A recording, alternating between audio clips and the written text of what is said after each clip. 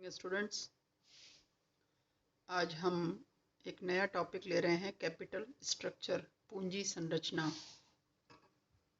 Financial management का ये बड़ा ही इम्पोर्टेंट टॉपिक है। पूंजी संरचना का मतलब क्या होना चाहिए? पूंजी जो संस्था में लगाया गया धन, उसको कहेंगे। और संरचना का मतलब कंपोजिशन। कंपोजिशन का मतलब क्या होता है कि कितने तरह की सामग्री का या कितने तरह के कंपोनेंट्स का, कितने तरह के इंग्रेडिएंट्स का हम एक कॉम्बिनेशन बनाएंगे और उस कॉम्बिनेशन को यूज़ करेंगे। और जहाँ तक सवाल फाइनेंशियल मैनेजमेंट में पूंजी संरचना का है, वो इसी फिलॉसफी पर डिपेंड करता है कि कैपिटल को हम कितने तरह से, किन सोर्सेज से, किन स्रोतों से, कितनी मात्रा में, कहाँ कहाँ से, किन लागतों पर एकत्रित करेंगे। इसका एक पूरा लेआउट तैयार करना ही पूंजी संरचना है। अब हम इसकी कंसेप्ट पर जाते हैं। पूंजी संरचना किसी फर्म का स्थायी वित्त प्रबंधन होता है जो दीर्घकालीन ऋण, अधिमान अंश तथा समता अंश से प्रदर्शित होता है। इंग्लिश में है कंसेप्ट इसका। Capital structure is the permanent financing of the firm represented by long term debt, preference shares and equity shares. पढ़ चुके हैं ये सब आप थर्ड ईयर में, लेकिन अब हम इसको फिर से रिपीट करना चाहेंगे क्योंकि अब टॉपिक बड़ा इम्पोर्टेंट भी है। इसके कई सारे एस्पेक्ट्स के बेसिस पर हम इसको डिस्कस करेंगे। तो इस लाइन से आपको क्लियर हो गया कि पूंजी संरचना completely related with the long term financing.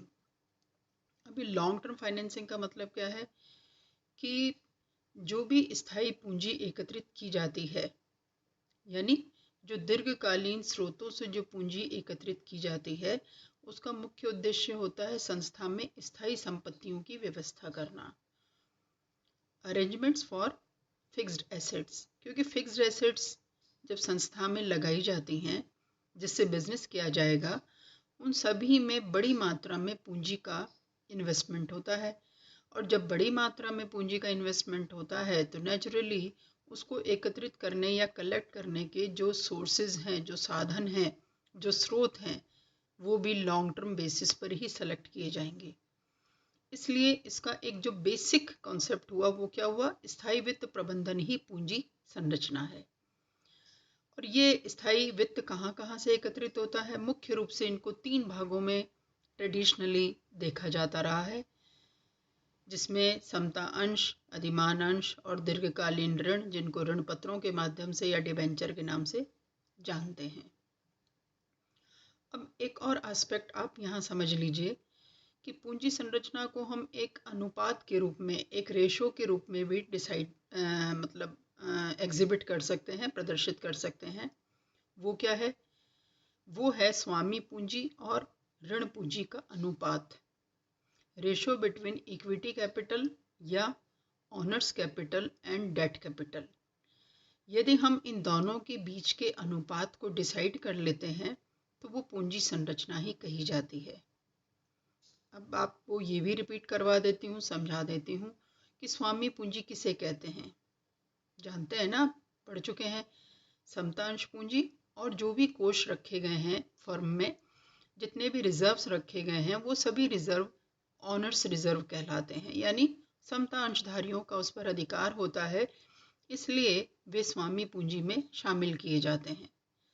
अब दूसरे अनुपात का या रेशो का दूसरा जो टर्म है वो क्या है? डेट कैपिटल, यानी ऋण पूंजी। ऋण पूंजी नाम से भी स्पष्ट है, ये डेट कैपिटल वो है जो कि हम दीर्घकालीन वित्तीय स्रोतों से, जिसमें ऋण पत्र मुख्य रूप से यानी डिबेंचर्स, जिनका अमेरिकन नेम बॉन्ड्स है, बॉन्ड्स के थ्रू लिए जाते हैं, और फाइनेंशियल या बैंकिंग कंपनी से लॉन्ग टर्म लोन लेकर इकट्ठे किए जाते हैं।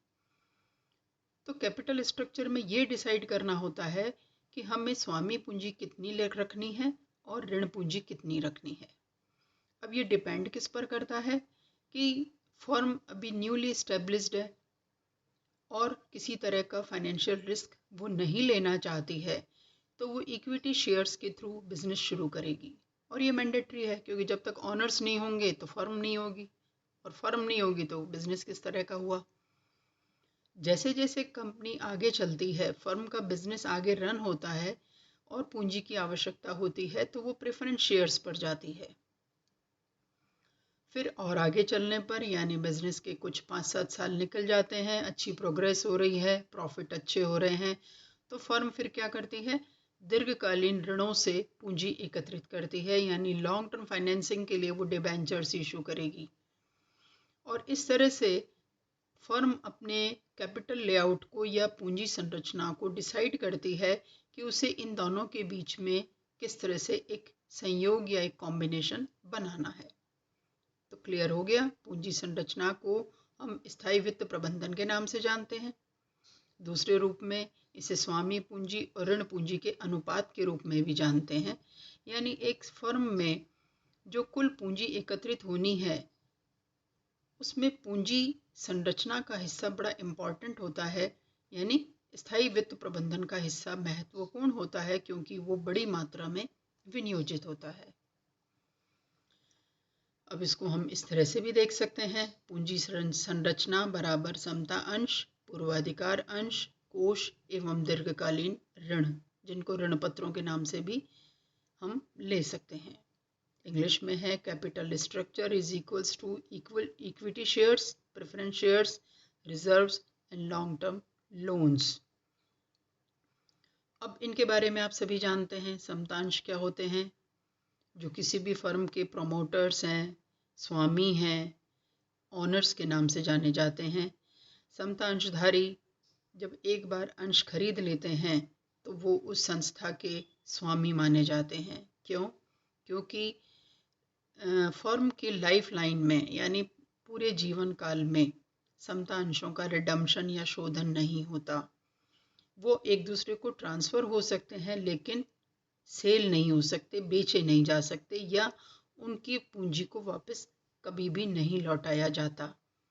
इन केस फर्म यदि डिसॉल्व हो गई है, वाइंड अप हो गई है, समापन उसका हो गया है, तो समतांशधारियों की का जो हिस्सा है अंशों के अनुसार नहीं मिल पाएगा, बल्कि जो भी पूंजी बची है, जो भी कोष बचे हैं, उनका ही डिस्ट्रीब्यूशन होता है। संपूर्ण पूंजी की वापसी की कोई गारंटी समतांशधारियों के लिए नहीं होती। पूर्वाधिकार अंश कौन से हैं? नाम से भी स्पष्ट है, प्रेफरेंस शेयर, जिनको कि समतांशधारियों से पहले अपने लाभांश की प्राप्ति का अधिकार होता है। जितने लाभ होते हैं कंपनी में, उन सभी लाभों पर पहला अधिकार होता है डिवेंचर होल्डर्स का। उसके बाद जो बचता है उसमें से प्रेफरेंस शेयर्स को मिलता है, जो एक निश्चित दर से दिया जाता है, और फिर जो बचता है वो समता अंशधारियों को दिया जाता है, यानी स्वामियों के लिए शेष बचे लाभांश को ही प्राप्त किया जाना होता है। कोष पूंजी संरचना का ये भी महत्वपूर्ण हिस्सा है। कई बार कंपनीज अपनी डिविडेंड पॉलिसी, लाभांश नीति में ऐसा कुछ करती है या ऐसे प्रोविजंस करती है कि वह कोषों में लाभांश का एक बड़ा हिस्सा डालती है और कम हिस्सा अंशधारियों को लाभांश के रूप में डिस्ट्रीब्यूट करती है। तो उससे कंपनी की एक आंतरिक वित्तीय व्यवस्था, इंटरनल फाइनेंशियल जो सेटअप है, वो काफ़ी स्ट्रॉन्ग रहता है, साउंड रहता है। कंपनी कभी भी किसी फाइनेंशियल क्रंच को या संकट को बहुत आसानी से ओवरकम कर लेती है। लास्ट में आता है दीर्घकालीन ऋण, जिनको हम ऋण पत्र एवं लोन्स दोनों के रूप में ही पढ़ते हैं। और ये ऋण पत्रधारी यानी डिवेंचर होल्डर्स कौन है? जिनका दायित्व कंपनी के लिए होता है, जिनको निश्चित दर से ब्याज दिया जाना आवश्यक होता है, और यह ब्याज उन्हें नियमित रूप से दिया जाता है, चाहे कंपनी लाभ अर्जित करती है या नहीं, और एक निश्चित समय के बाद उनका रिडीम किया जाना भी आवश्यक होता है। रिडीम मतलब उनके मतलब धनराशि को लौटाना भी आवश्यक होता है। अब हम इसी पूंजी संरचना से रिलेटेड एक विस्तृत संरचना भी पढ़ रहे हैं, जिसका नाम है वित्तीय संरचना, फाइनेंशियल स्ट्रक्चर। इसको किस तरह से डिनोट किया जाता है? दीर्घकालीन दायित्व और चालू दायित्व, long term liabilities and current liabilities. यानी किसी भी संस्था की जो संपूर्ण संरचना है वित्त से संबंधित, वो वित्तीय संरचना के नाम से जानी जाती है, फाइनेंशियल स्ट्रक्चर। इसमें दीर्घकालीन दायित्व का मतलब क्या हुआ? जो भी लॉन्ग टर्म फाइनेंसिंग पूंजी संरचना में ऋण पत्रों के द्वारा या ऋणों के द्वारा की गई है, या यूँ कह दीजिए कि संपूर्ण पूंजी संरचना को हम लॉन्ग टर्म लाइबिलिटीज़ के नाम से जानते हैं।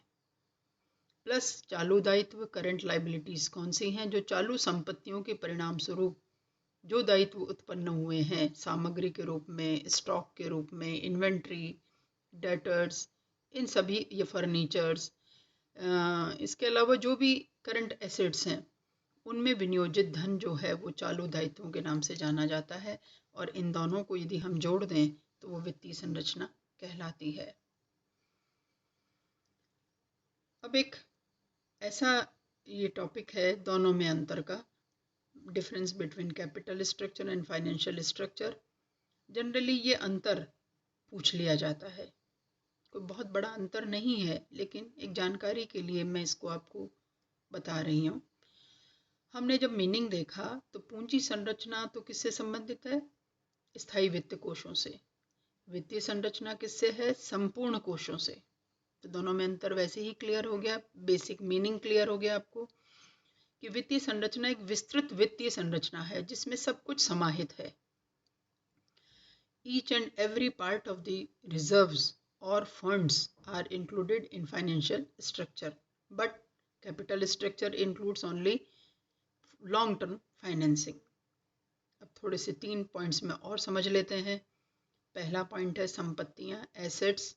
पूंजी संरचना में जो भी कोष एकत्रित होते हैं उनमें वो स्थायी संपत्तियों के लिए यूज़ किए जाते हैं, यानी पूंजी संरचना स्थायी संपत्ति या फिक्स्ड एसेट्स के नाम से डिनोट की जाती है, जबकि वित्तीय संरचना में हम स्थायी संपत्ति और चालू संपत्तियां दोनों को ही शामिल करते हैं। कोषों का उपयोग, यहाँ शायद थोड़ा गलत टाइप होने में आ गया, इसको आप सही लिखिएगा। यूटिलाइजेशन ऑफ रिजर्व्स, संस्था में जितने भी धन एकत्रित किया गया है, जितनी पूंजी एकत्रित की जाती है, कलेक्ट की जाती है वित्तीय प्रबंधक के द्वारा, ये तो आप सभी जानते हैं। एक फाइनेंशियल मैनेजर का जो फर्स्ट फंक्शन है वो है कोषों का संग्रह, कलेक्शन ऑफ फंड्स। और ऐसा करने के लिए उसे सबसे पहले कैपिटलाइजेशन करना होता है, पूंजीकरण करना होता है। पूंजीकरण का मीनिंग भी और देख लेते हैं। पूंजीकरण का मतलब होता है कि उस बिजनेस में टोटल कितनी कैपिटल एम्प्लॉय की जाएगी या कितनी पूंजी की आवश्यकता होगी। जैसे मान लीजिए एक छोटी सी फर्म है, 1 करोड़ रुपए का उसका अनुमान लगाया गया, जो स्थायी संपत्ति और चालू संपत्तियों की लागतों के आधार पर लगाया जाता है नॉर्मली। और अब उस जो 1 करोड़ रुपए का जो अनुमान लगाया गया है पूंजीकरण का, उसमें कितना भाग चालू संपत्तियों में लगाया जाएगा और कितना स्थायी संपत्तियों में लगाया जाएगा। पूंजी संरचना में हम इस तरह का इसका डिस्ट्रीब्यूशन करते हैं, लेकिन वित्तीय संरचना में जो भी कार्यशील पूंजी एकत्रित की जाएगी चालू दायित्वों के लिए, उसका उपयोग स्थायी संपत्तियों के लिए नहीं किया जा सकता। आशय क्या हुआ? टोटल कलेक्टेड फंड्स में से हम स्थायी संपत्ति और चालू संपत्ति दोनों में उसका यूज़ कर सकते हैं under the heading of capital structure. But in case of financial structure, यदि हमने वर्किंग कैपिटल अलग से एकत्रित की है कोषों के अंतर्गत, तो वह केवल करंट एसेट्स पर ही इन्वेस्ट की जाएगी, फिक्स्ड एसेट्स पर नहीं। समय अवधि, that is very much clear. पूंजी संरचना दीर्घकालीन वित्तीय व्यवस्था से संबंधित है, इसलिए ये एक लॉन्ग टर्म फाइनेंसिंग या फाइनेंशियल प्लानिंग की बात करता है, जबकि वित्तीय संरचना लॉन्ग टर्म और शॉर्ट टर्म यानी एक कंप्लीट अवधि की बात करता है। कि शॉर्ट टर्म में क्या मतलब हुआ कि 1 वर्ष तक कुल कितनी संपत्तियां काम में ली जाएंगी, उनके लिए कुल कितने कार्यशील पूंजी की आवश्यकता होगी, ये इसमें शामिल होगा। और साथ में दीर्घकालीन दायित्वों के नाम से लॉन्ग टर्म फाइनेंसिंग भी इसमें शामिल होती है। तो ये बात अच्छी तरह से आपको क्लियर हो ही गई अंतर के द्वारा कि फाइनेंशियल स्ट्रक्चर में कैपिटल स्ट्रक्चर एक पार्ट है जो हमें दीर्घकालीन वित्तीय कोषों के नाम से हम जिसको जानते हैं। तो कैपिटल स्ट्रक्चर फाइनेंशियल स्ट्रक्चर का ही एक हिस्सा है और फाइनेंशियल स्ट्रक्चर कैपिटल स्ट्रक्चर के साथ शॉर्ट टर्म फाइनेंस को भी शामिल करता है। तो ये है आज का कंसेप्ट जो पूंजी संरचना से संबंधित है। कल हम पढ़ेंगे पूंजी संरचना को प्रभावित करने वाले फैक्टर्स या घटक। हालांकि ये सब रिवीजन है आपके लिए, लेकिन बहुत ज़रूरी है आपको वापस से रिवाइज करना ताकि आप इस इम्पॉर्टेंट टॉपिक को बहुत अच्छी तरह से समझ सकें। आज मैं एक दूसरी बात और आपसे करने वाली थी कि मैंने आपके लिए क्विज़ डाला था, लेकिन मुझे थोड़ा सा अच्छा नहीं लगा कि आप में से केवल 6 स्टूडेंट्स ने ही उसको अटेम्प्ट किया। स्टूडेंट्स, एक बहुत क्लियर सी बात है, यदि हम छोटे छोटे कंसेप्ट को क्विज़ेस के माध्यम से समझ लेते हैं, याद कर लेते हैं, तो वो हमारे लिए उस सिलेबस में या उस कंटेंट में एक्सपर्टीज़ डेवलप करने की तरह है। और जब हमारी एक्सपर्टीज़ हो जाएगी, यदि हम उसको बहुत अच्छी तरह समझ जाएंगे, तो उससे रिलेटेड कोई भी क्वेश्चन, कोई भी क्वेरी या प्रश्न आते हैं तो उनका हम जवाब भी ढंग से दे पाएंगे। अब आप हमें व्हाट्सएप पर ये बात कहेंगे कि whether you are interested in further quizzes और नॉट, तभी मैं नेक्स्ट क्विज डालूंगी, उससे पहले नहीं। तो मुझे आपके जवाब का इंतज़ार भी रहेगा और कोशिश करिए कि इस वाले पेपर को आप बहुत अच्छी तरह से पढ़ें। जैसे आपने 3rd ईयर में भी इसमें बहुत अच्छे मार्क्स लिए होंगे, तो आप इस बार भी लें। Thank you.